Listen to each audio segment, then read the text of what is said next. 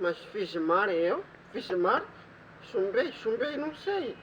Chumbei. Tinha que chumbar para adquirir conhecimento, próxima vez passar a saber. Não é para discriminar outro.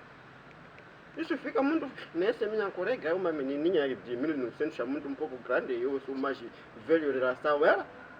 Estamos na mesma classe, ensino médio, 12ª classe. Eu chumbei, não consegui passar todas as cadeiras, chumbei algumas disciplinas. Ela com sorte passou, não sei se passou com conhecimento, passou com sorte, não sei. Agora me vê na rua, ela está com a amiga dela, eu também tinha último tempo de disciplina de português, de nossa aula lá. Ela não sei, tinha último tempo de faculdade com amigas dela, me vê, me chama de meu puto. Eu sei. Chamaram meu puto aqui, chama, oi, como está meu puto? Eu lhe respondi, estou bem, minha puta. Foi meter casa na esquadra, fiz mal eu? Fiz mal, ele respondeu-me, esse ele me provocou, me chamou e respondi a resposta de questão dele colocada por ela. Agora é mal isso, né? Discriminação, discriminar outros, isso.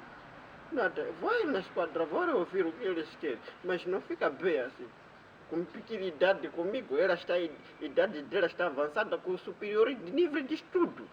Não de idade que eu tenho, eu sou menor de idade, com pedir classe que estou a fazer é menor, mas de idade é avançada. É de ouvir nas quadras que eles queiram comigo. Não tem problema, vou responder, não pode discriminar outro. Não saber não é problema, não é crime. Pode chumbar, não faz mal. Passa com conhecimento a saber bem.